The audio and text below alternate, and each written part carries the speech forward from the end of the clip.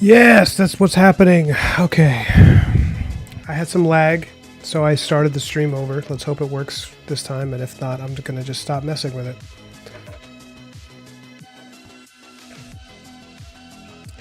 Whoa, the sexy wolfman is punching the crap out of Frankenstein. That is accurate. That's exactly what's happening.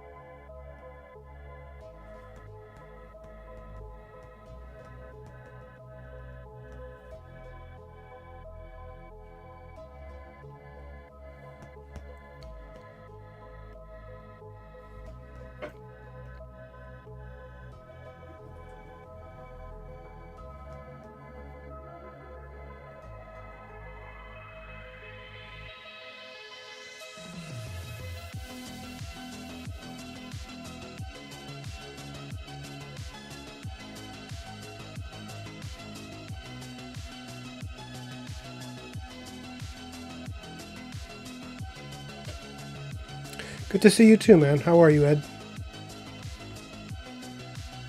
Does everybody call you Edgar? Does anybody call you Ed, Eddie?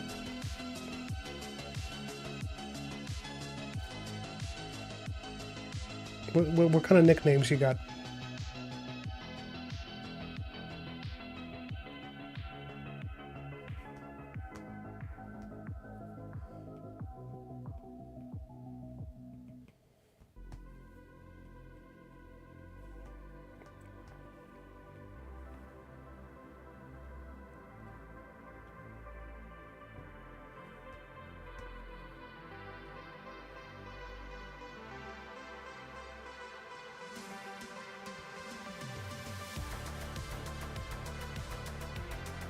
Okay. You have one friend who calls you Ed.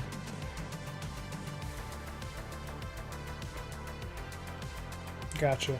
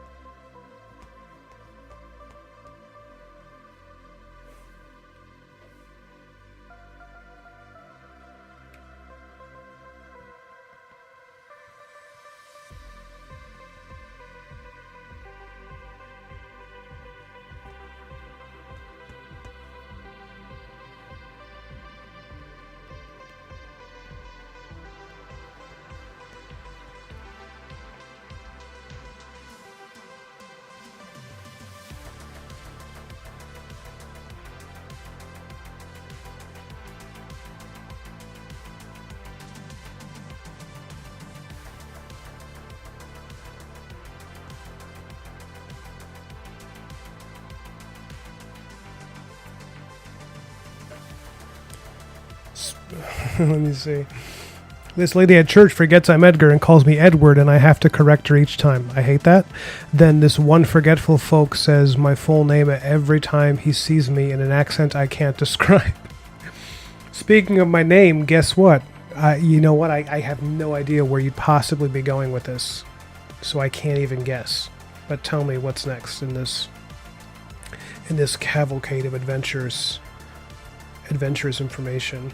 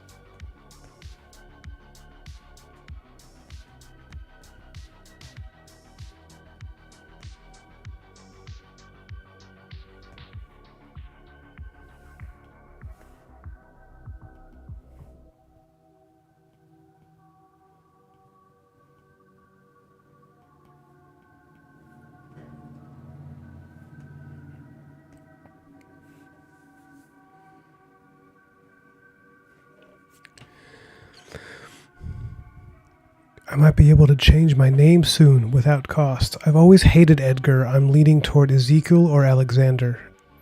I mean, listen, it's your life. You do what you want to do. But I think Edgar is a solid name.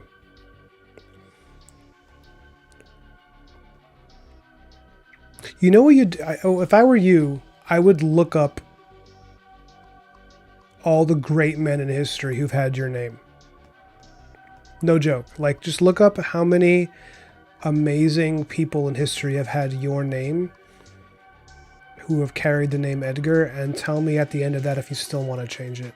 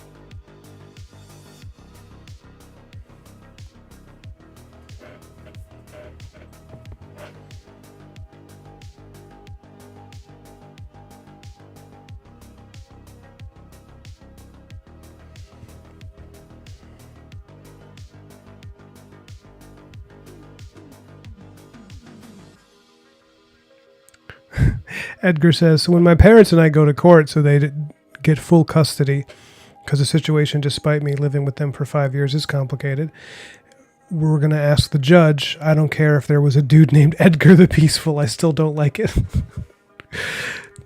But thank you for thinking it's solid. I do. I think it's a good name. I think it's a classic name. I know it's not like a cool name people would have now. Like,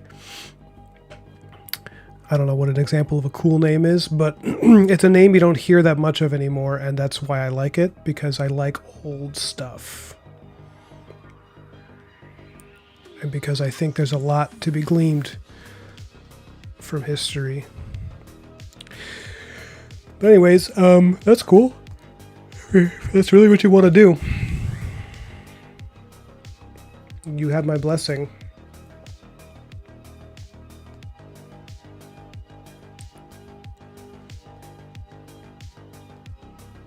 I'm not sure about whether or not I should be expanding these guys out of the panel or not. Let's see. Oops, sorry. I keep hitting the camera, guys. I'm sorry.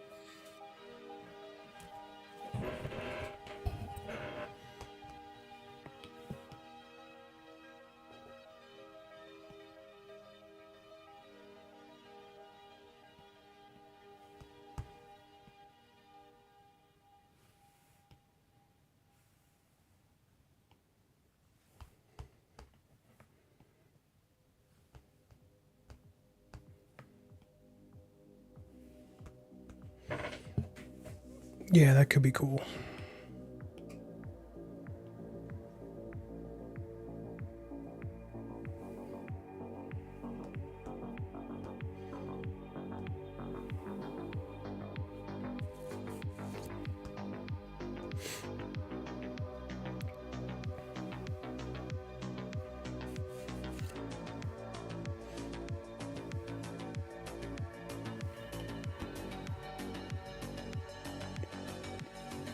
Oh, one of you watching the stream ordered a copy of Black Mirror 1. I think Brian, he said he was going to catch a stream tonight. So if you're watching, Brian, I think I already sent you a DM. I sent your book out today. So you're good to go. It should be arriving in a couple of days, man. And there's another guy. I don't remember your first name. You messaged me on the Kickstarter that you wanted another sketch cover, and so that one I'm going to be starting it this week, and maybe I'll even stream it.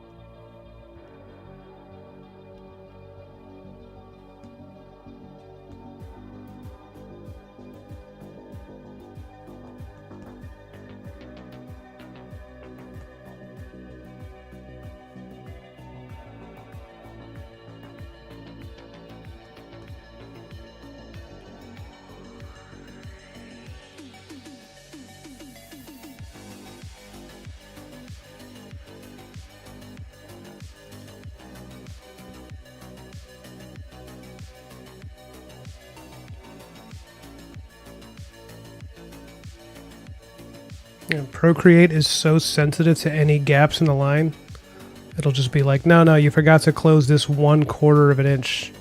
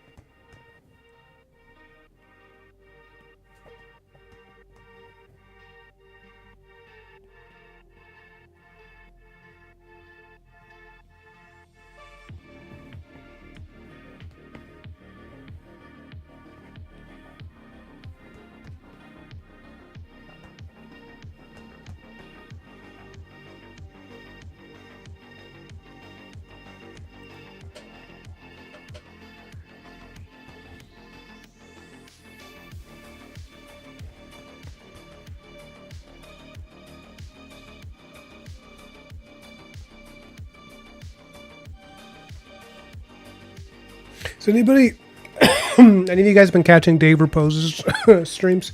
I haven't been watching lately. I just really haven't wanted to stay up to do it. Like I usually enjoy having him on in the background. It's just lately it's been like we've been going to bed early, me and my fiance. And man, the difference in our quality of life going to bed an hour earlier, it's like, it's so nice. We're so much more like rested and relaxed and peaceful. It's funny how much you realize like how much of your stress comes from just things you're doing to your body. It's just crazy. It's like, oh yeah, right. I haven't slept more than, 6 hours in like 3 weeks. And then it's like, why am I so stressed about everything? And you get a good night's sleep and you can't even relate to the guy you were the day before. Like, that guy was freaking out about nothing. Things are okay. Things are actually okay.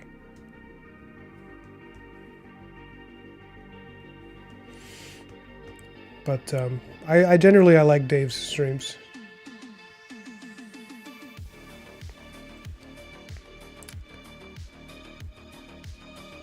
And I was talking to Dan Warren the other day, as I often do, on his stream, and Dave's wife, Kim, popped on it. And I felt bad because I could tell she probably wanted to talk to Dan, and I was kind of getting in the way because he and I were talking about, well, whatever bullshit we always talk about. And she's very nice, so she was too nice to say anything, but I could tell that she probably wanted to connect with Dan a little bit. But then I told him, I think I was like, you should definitely talk to her if you want. He's like, don't worry, she and I will talk. I was like, okay. He's a popular guy.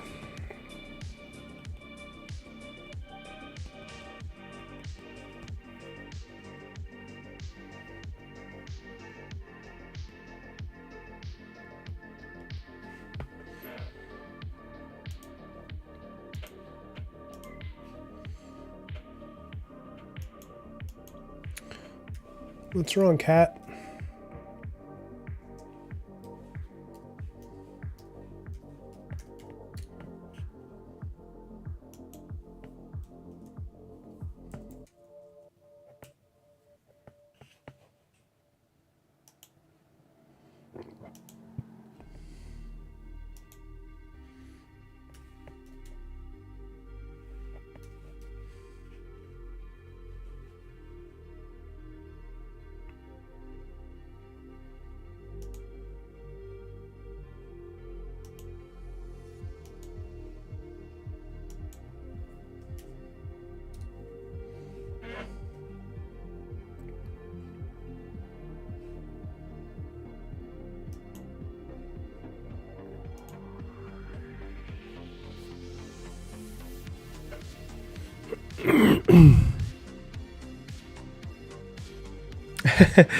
Edgar says, so was it an actual decision to give him a big booty for the thirst traps, or was it accidental? Are you talking about Black Marrow's shapely physique?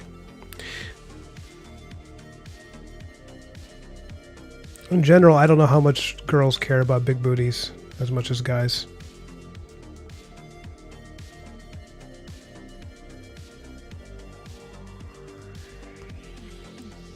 I don't know. You know, honestly, I do have an opinion on this. Is that I recognize that generally a lot of people tend to draw, excuse me, they tend to draw male characters with the heroic physique. They'll tend to give them like really big upper bodies and then really like skinny legs to make the upper bodies look bigger. And I always hated that. I hated that because I come from this background where I was, you know, a strength conditioning coach and I worked with athletes and stuff, and it's just not true. It's just not how the athletic male physique also has like a really pronounced butt. Like the glutes, your butt muscles are absolutely essential to just all athletic performance. So it always bugged me when they would do that. So if you look with my heroes, I tend to give them like really prominent leg muscles, you know. I don't skimp on that stuff. Because it feels like a bad use of anatomy, in my opinion, when they do that. And it's so common that they do that.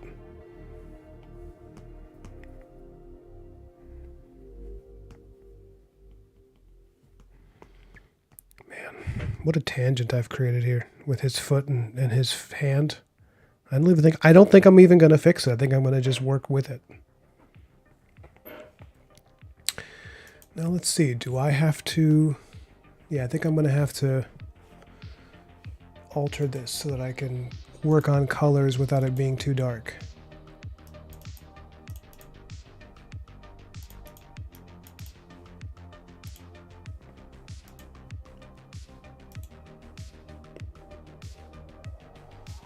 Okay, there you go. Okay, let me switch up the music.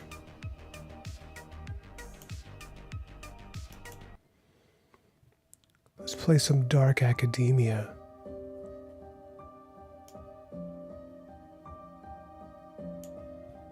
Nah, it's not feeling it. Let's try this one. Okay, let's see. I don't skip leg day, it's true.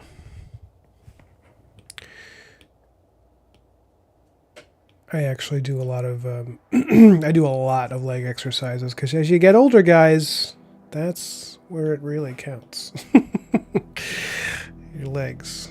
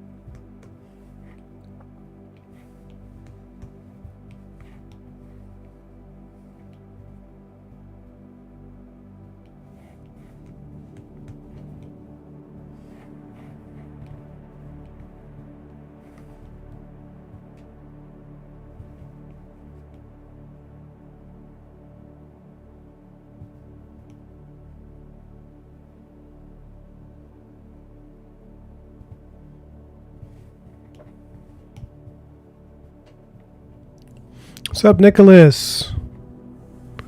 How you doing, DeLuca?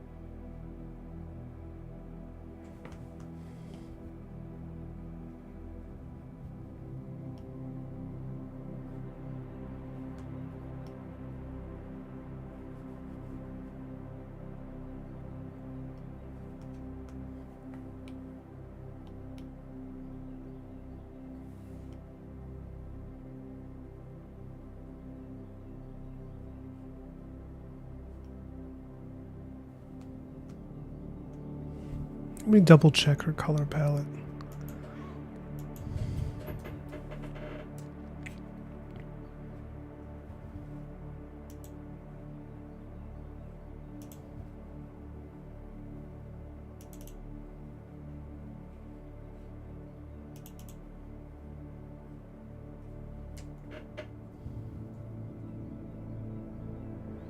Yeah, she's green and gold. Okay, good.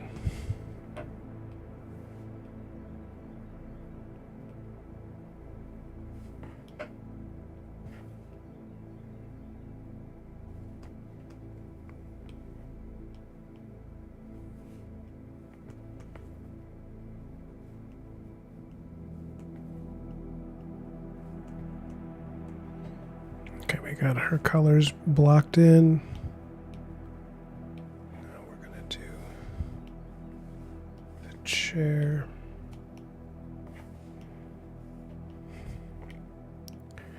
Keep underestimating how dark my palette is.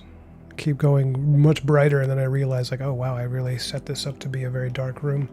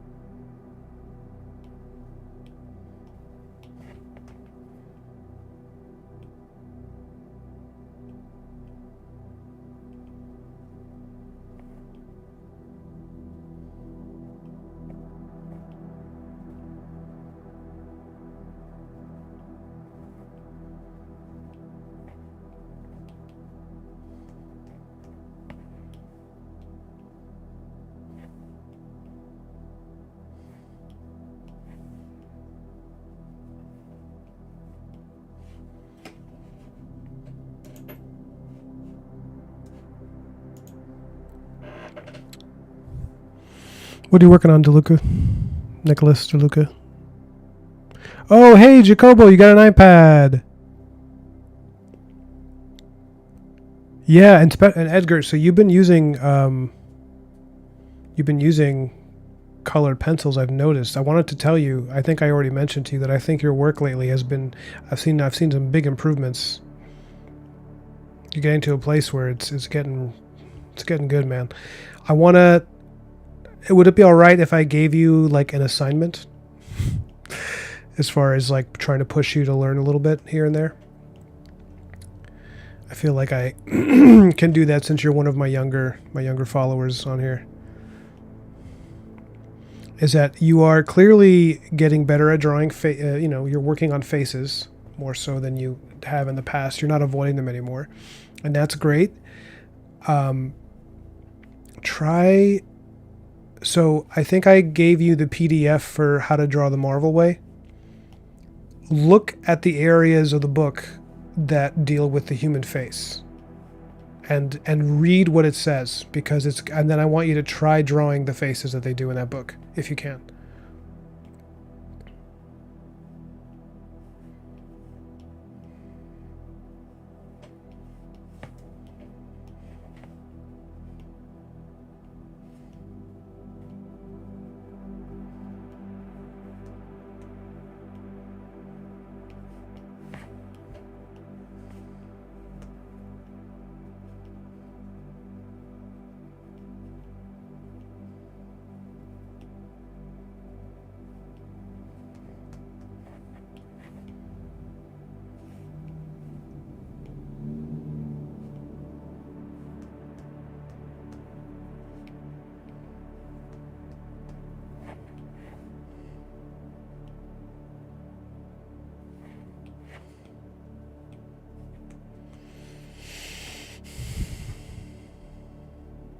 So Jacobo, tell us about your iPad.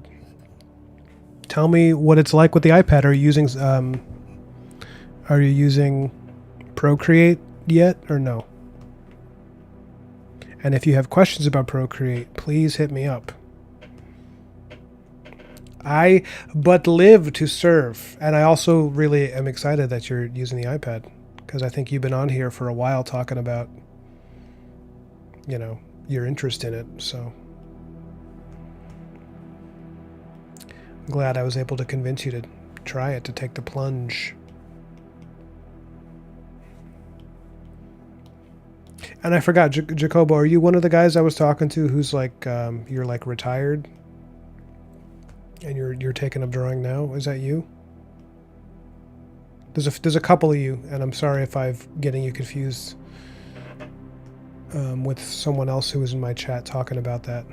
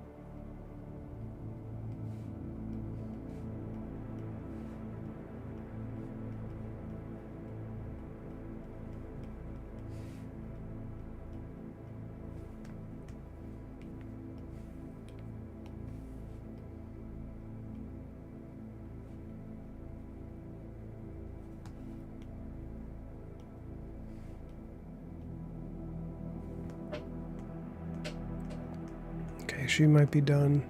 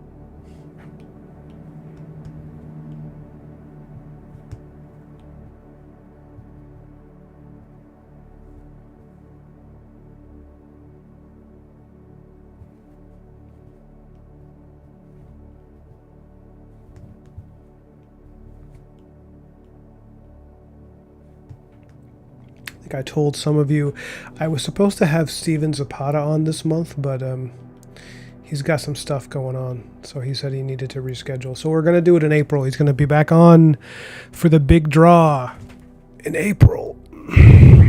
And early April. Oh, the cat's back. Nobody move. Do you guys hear the cat? you want me to pick the cat up? You want to see him? Come here, bud.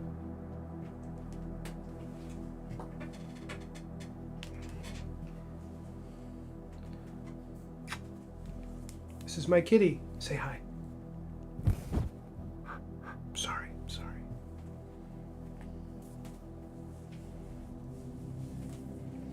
He wants a little affection, so... I'm going to try to hold him while I draw. Please be patient. You want to sit down? Yeah. Oh. Guys, I'm going to try to show you what's happening on my lap. Oh, no. He sees a bug. He wants to go after it. He's gone. He's gone. Sorry, I hit the camera. I'm sorry. Well, I didn't. The cat did. But please accept my apology for the cat mishap.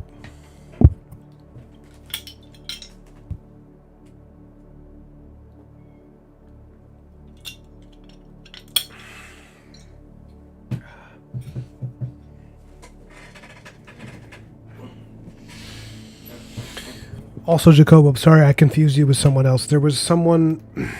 Is it you, Nick? One of you guys had confided in me.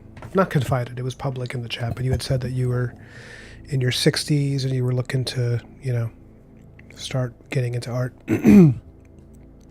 Sorry, Jacobo. It's not that I don't know who you are. It's hard to remember who told me what story. But your personalities are all very distinct in my head,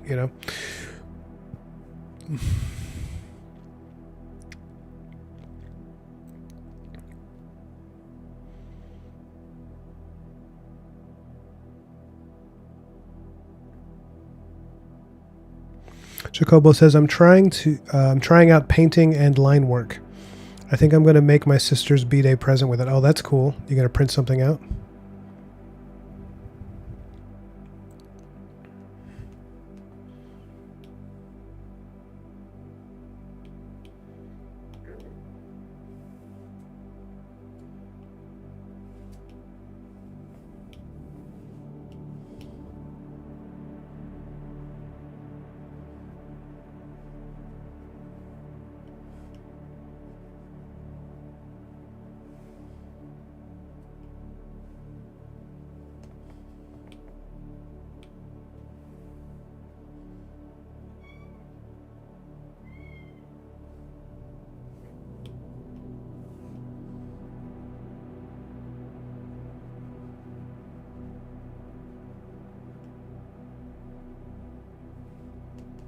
You know what? I'm going to go in a different direction with this. I'm not going to go darker with the window that I'm placing behind her. I think I'm going to go a little lighter and make it like kind of moonlight.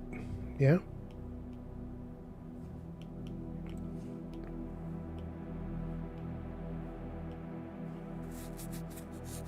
Let's see.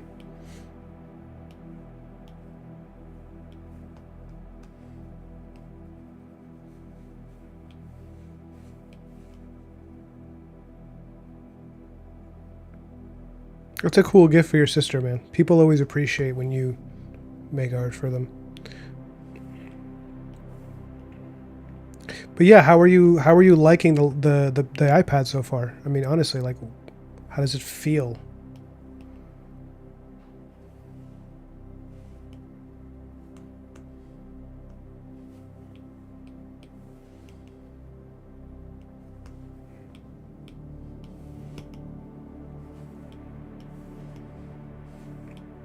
Is it here? That's where the... Okay. All right.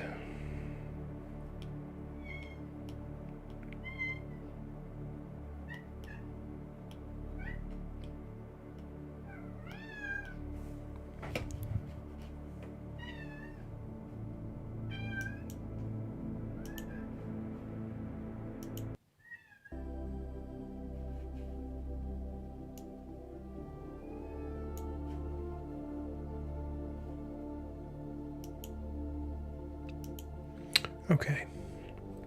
Still getting used to it. Jacobo, are you using Procreate? Because if you are, I have some recommendations for the settings. I think I told you, it was one of you guys I had talked to you about it last time. About how the default settings are a little bit awkward, and if you change the settings, you'll actually have a better time.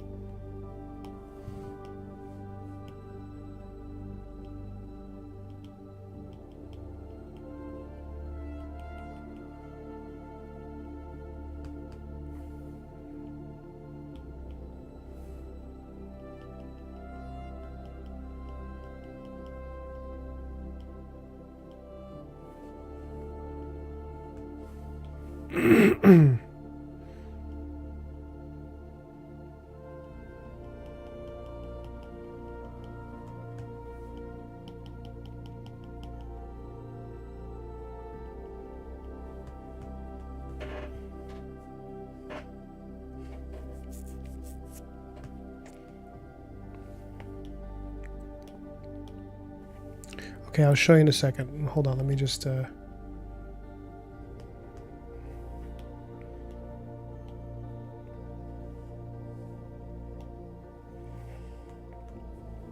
Okay, so you watching, Jacobo? So you're going to go to this little wrench symbol.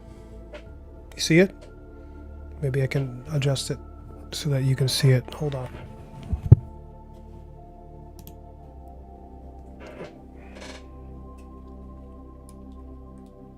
Up there. Here, I'll just bring the iPad down so you can see it.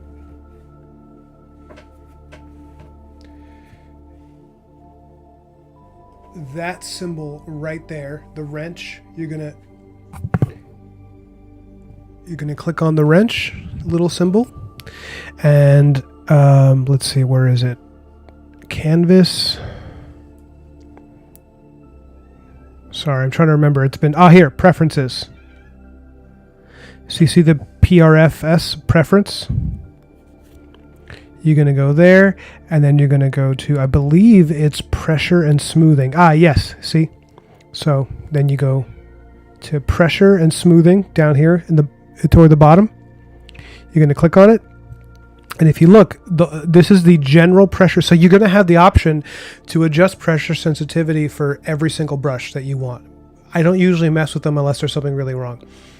But this is for the general pressure sensitivity for the entire app of Procreate. So everything is going to be different.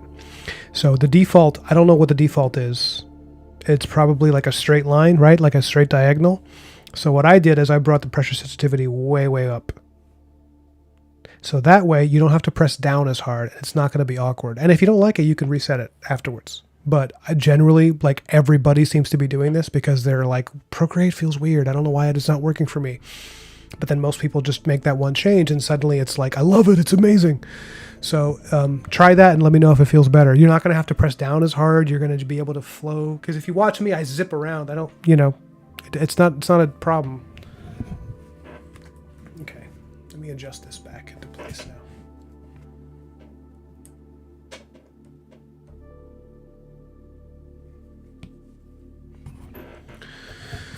Okay, is that okay? That's better. Okay. Let me know if that was helpful. I can screen cap it for you later if you want.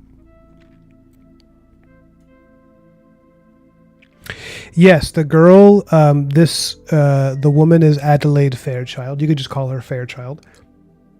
And the Frankenstein guy you're talking about, his name is Canterbury. And I'm setting them up as recurring characters in this world. They're fun. They're going to be like, she's kind of like Black Marrow's. I mean, it's not, I don't mind spoiling some things. It's okay. You guys should deserve some benefits since you're on my stream. Basically, Fairchild is kind of like Black Marrow's on again, off again. They're like, it's kind of like Batman and Catwoman.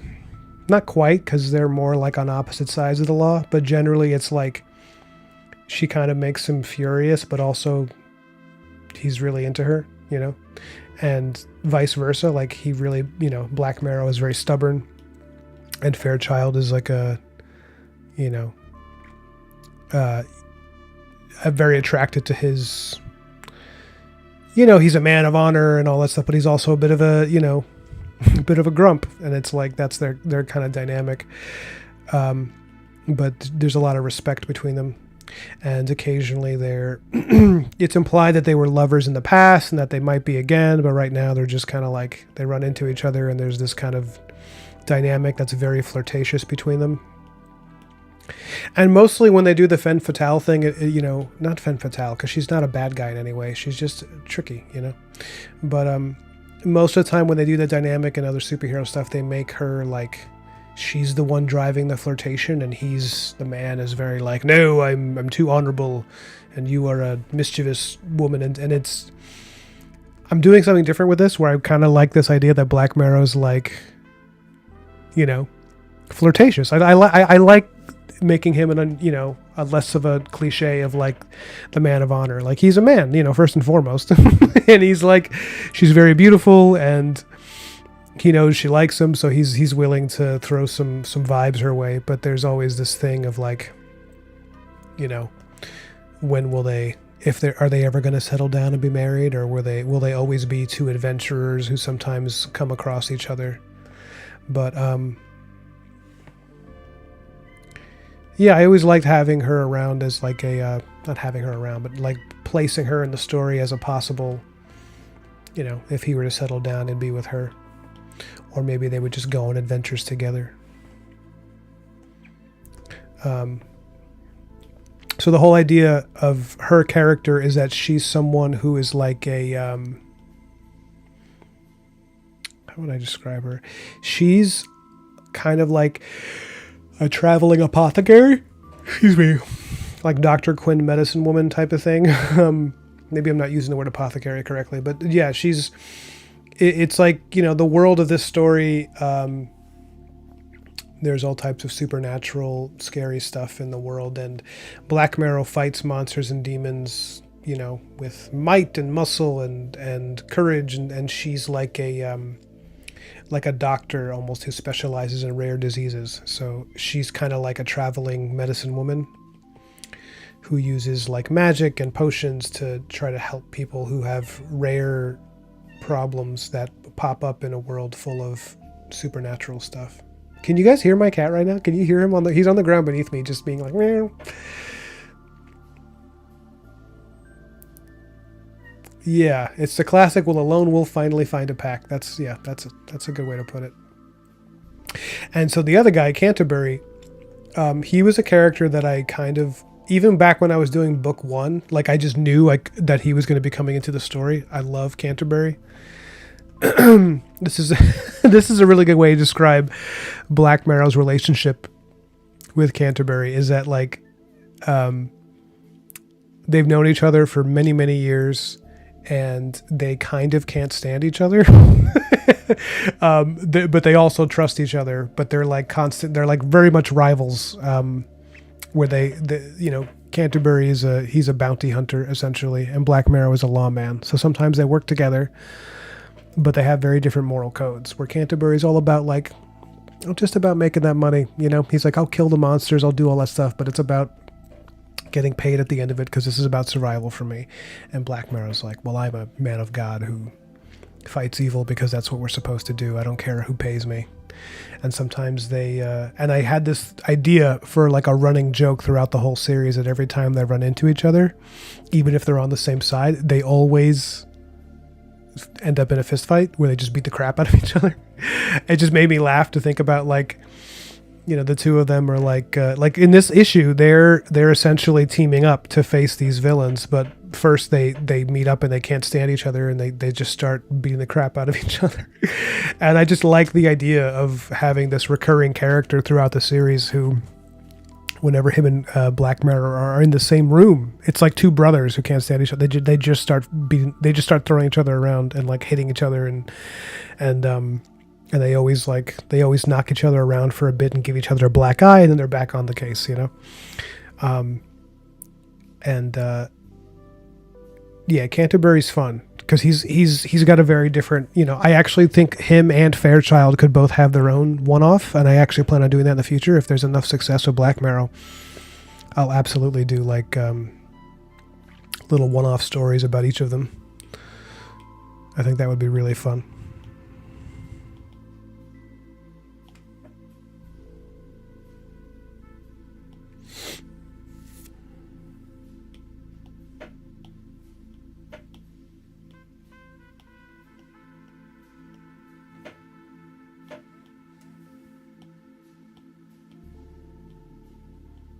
Sorry, I'm looking for my lace brushes. There you go.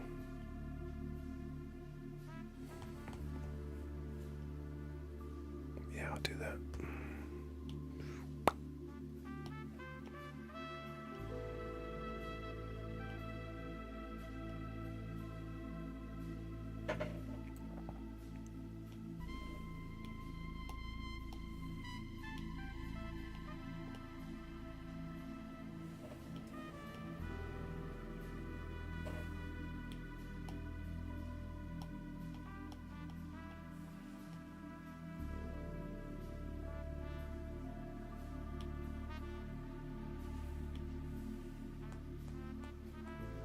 Whoops, I'm supposed to do this.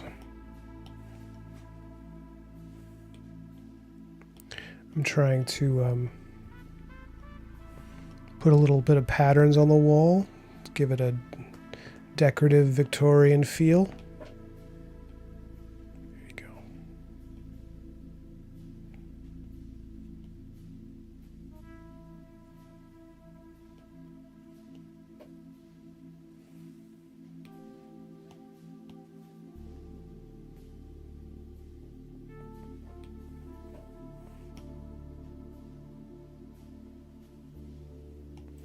Then I just erase out the edges of it.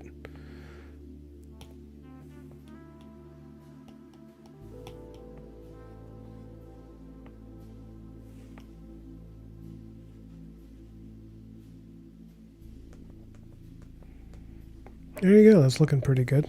Now he's got something behind him.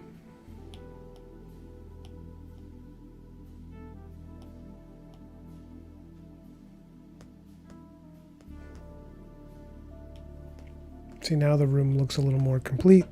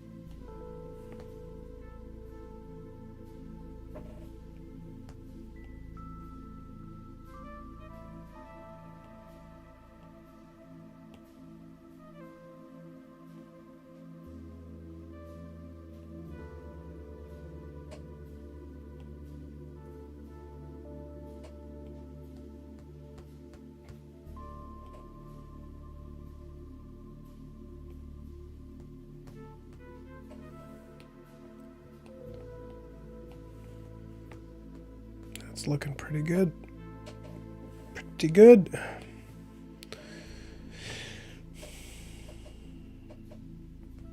Okay.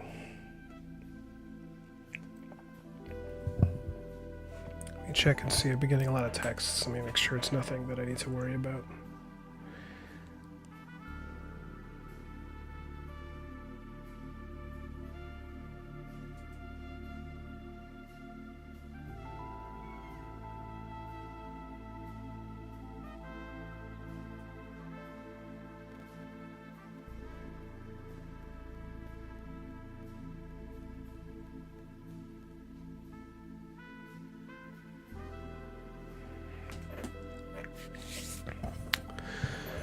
Let's see.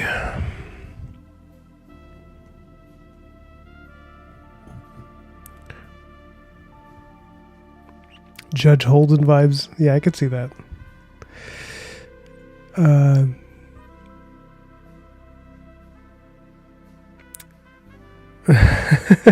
Edgar says, I really want to make a meme animatic between Black Mirror and Canterbury with an already existing audio. I would love that. I don't know what you would do or how that happens, but any mythology you would like to adapt in comic form? Yes, I know exactly the one I'd want to do, and it's the King Arthur comic that I'm working on. That's the mythology that I love probably more than almost any other.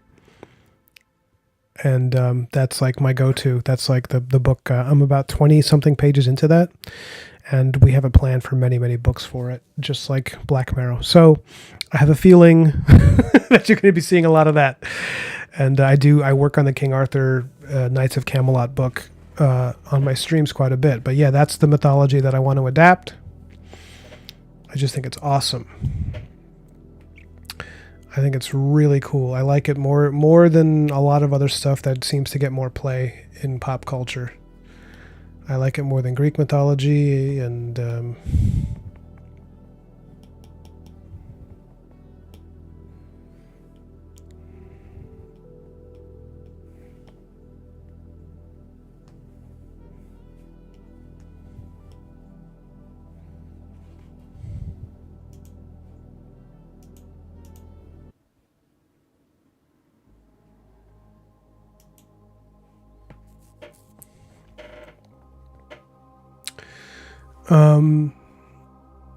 I know Jacobo says I know about Paradise Lost, but there's a lot of cool pagan mythology. Oh, sure. I mean, so my Norse mythology is cool. I don't know much about Norse mythology. I know mostly through like it's the way it's been used by other things, which is not, probably not super accurate. What's cool about the King Arthur adaptation that we're doing is that I'm trying to combine all these disparate elements of the myth, where there's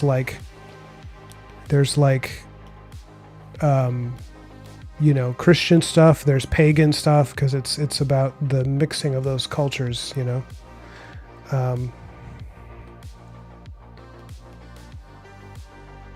So yes, I think there's a lot of really cool pagan mythology, and my goal is to merge that with, because the King Arthur myth exists. Oh man, you're getting me started on it. Here we go. It exists as both something that was Christian and pre-Christian, because it was a story that existed for a while, and then when the country became Christian, when the continent became Christian, they altered the story to fit their changing ideas of morality, because the original Welsh pagan version was very, very different. Their ideas of what a hero is very, very different than modern people. Let me tell you. Like King Arthur is, in that version, Arthur is his name, Arthur or something like that. It's like before they add, the English sounding name. And it's like, he's like not even really that good a guy. He's basically like a conqueror. And the idea of Arthur becoming a hero is something like, a hero as we would see it, as like a good man doing good things and all that. That's something that really comes about once you get into the Christian way of looking at the world kind of becomes more dominant in Europe. And then they kind of redo the story. This is from what I understand from historians. They kind of like take another approach to the character.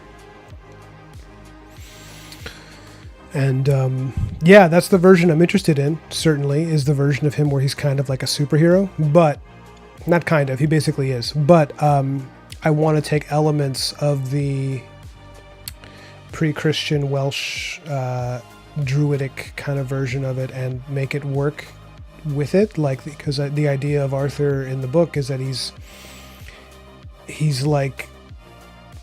a king with ties to both the Christian and the pagan world. Because I'm altering some aspects of the story where it's like his mother was an English Christian woman, and his father comes from a line of Celts who are pagans, and so he's kind of like trying to merge the two cultures into one sustainable kingdom that will become Camelot. And I love that mythology so much, and I think a lot of people would if they actually took the time to read some of it. It's like, it's really cool, man. It's like the original superhero comics were stories of King Arthur and like his knights. They're like, it's like the Marvel Universe type movies where there's the team book and then there's the obscure one-off books about individual knights and their adventures. It's like exactly what they did centuries later when they created the modern idea of the Western superhero. So that's something I really excited to kind of get into. Does that answer your question?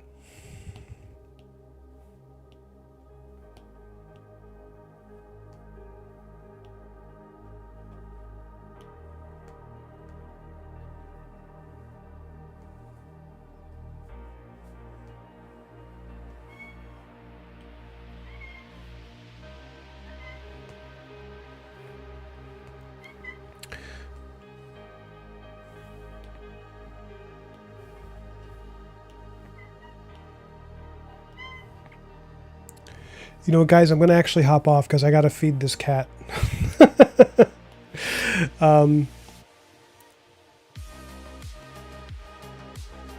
He's probably very, very hungry.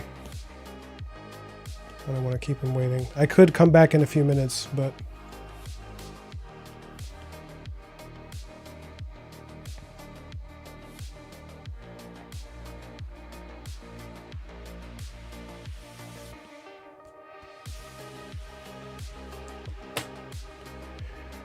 Okay, you know what, guys? Give me a minute. I'm gonna feed my cat. I'll be back. Okay.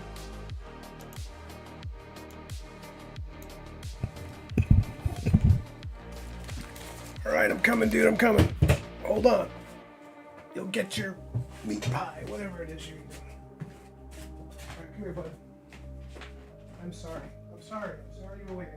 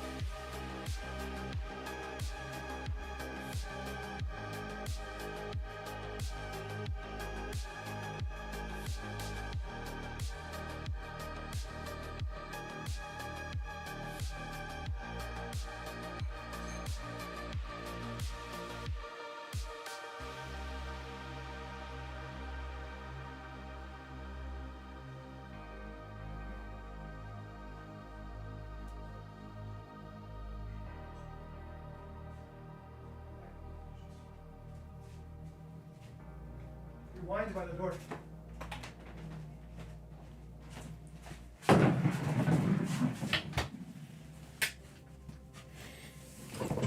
All right, I'm back.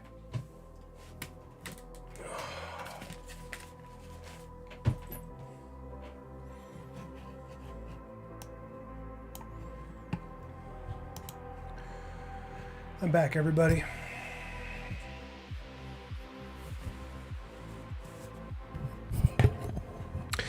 So Jacobo asks, how do you handle King Arthur's conception?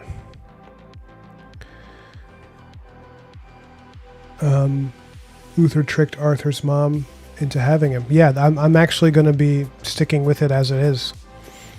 The way I'm handling it is that it happens off screen because I want to start with Arthur. I don't want to start with his dad. I think that's like, I don't want to like labor the origin, but essentially, yeah, I'm sticking to how it is in the story.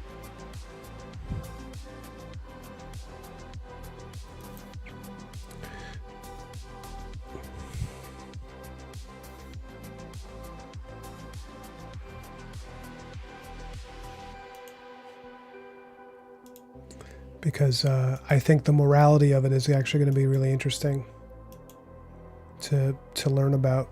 Like to as a way of learning about Arthur, I actually thought it'd be really great if he,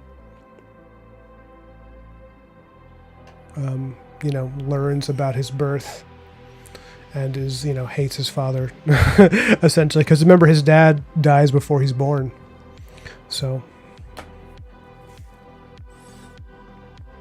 All right, but you know what, guys? I'm actually going to stop because I'm going to go eat some dinner myself, actually. But I wanted to come back and just say goodbye to y'all and wish you a good evening. And thanks for stopping by. I'm streaming again tomorrow, and tomorrow I'm going to have Gross Girl on.